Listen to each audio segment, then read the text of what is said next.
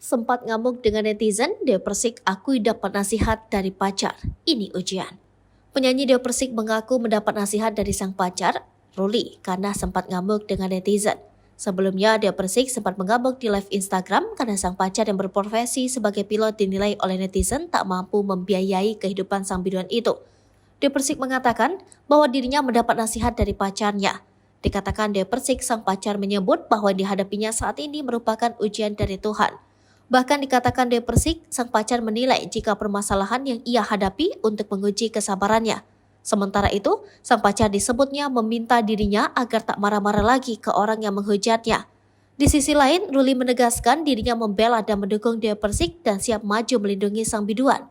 Sebagai sepasang kekasih, Ruli terang-terangan memberikan dukungan pada Dewa Persik. Dukungan tersebut disampaikan Ruli melalui sambungan video call bersama Dewa Persik beberapa waktu lalu. Mendengar pertanyaan tersebut, pria yang diketahui berprofesi sebagai pilot itu mengaku akan selalu ada untuk Dewa Persik. Bahkan Ruli tak segan membela Dewa Persik ketika suatu saat terjadi sesuatu dengan kekasihnya itu.